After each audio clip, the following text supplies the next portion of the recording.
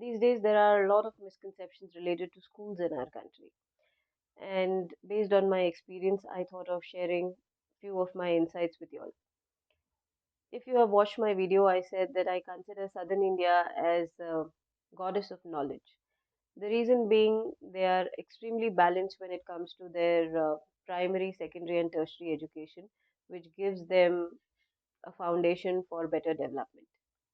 There are few places in Northeast as well which are really nice when it comes to their primary and secondary education. So this video which I'm recording is for the people who are living in various villages or small towns, cities as well. And the medium of language that I'm going to use in the video is Hindi and few words of English here and there.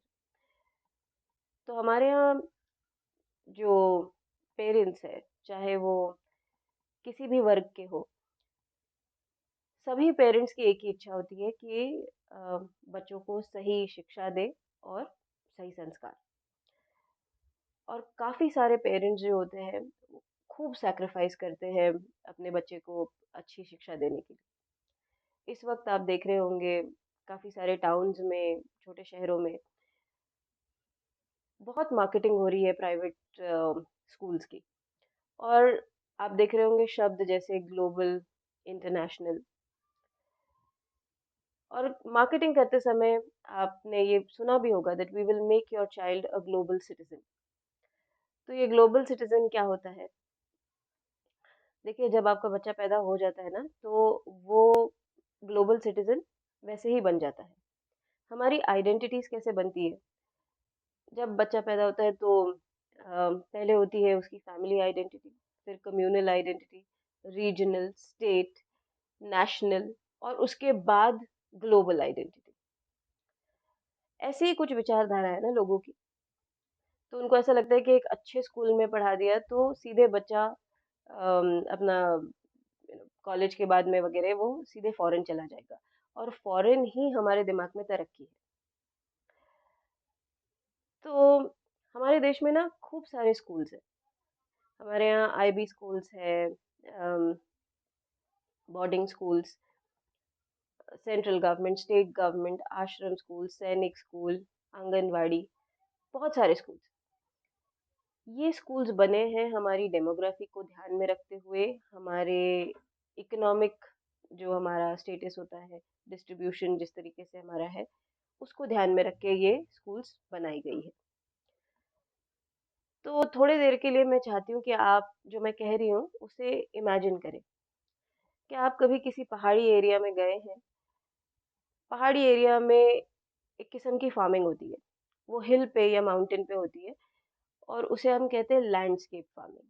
वो landscape farming यानी एक mountain होता है या हिल होता है, उसके ऊपर लेयर फार्मिंग जिसे हम कहते हैं वो होती है। और हर लेयर पे जो फार्मर है वो बीज बोता है। सपोज धान उगाई जा रही है या कोई सब्जी उगाई जा रही है, तो हर लेयर पे वो बीज बोए जाते हैं।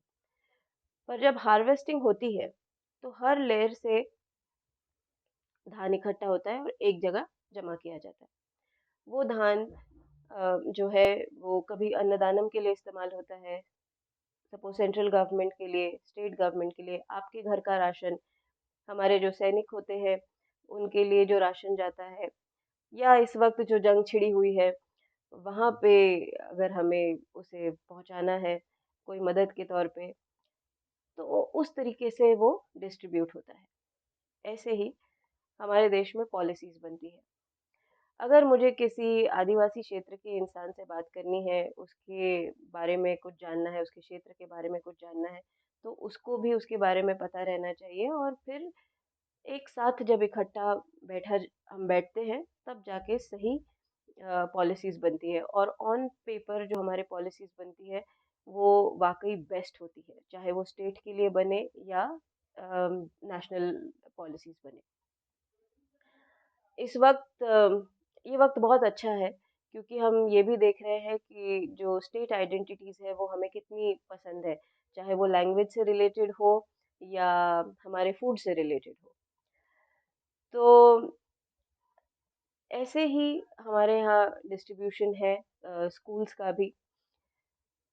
पर अगर आप ये सोचते हैं कि कोई बच्चा आईबी स्कूल से पढ़ रहा है और वो सीधे ओवरसीज़ चला जाएगा, तो ये आपका मिसकंसेप्शन है।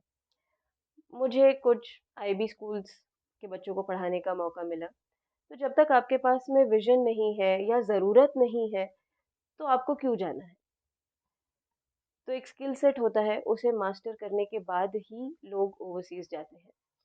और ये बात हम सभी को समझनी बहुत ज़्यादा ज़रूरी है कि जो फाउंडेशनल एजुकेशन होता है, उसे एक स्टेबिलिटी लगती है, एक तरीके का एनवायरनमेंट लगता है और इसी को ध्यान में सबसे पहले रखना चाहिए कि हमारा फाउंडेशनल एजुकेशन जो है, वो ठीक-ठाक हो और उसकी जो पेस है, वो बहुत फ़ास्ट नहीं होनी चाहिए।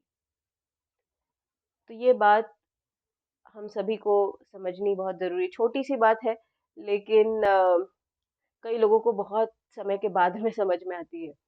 लेकिन इस वक़्त अगर हम सिर्फ़ छोटी-छोटी बातें समझ लें, वही बहुत सही चीज़ होगी हमारे लिए।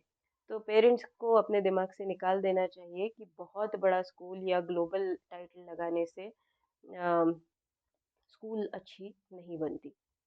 ठीक है?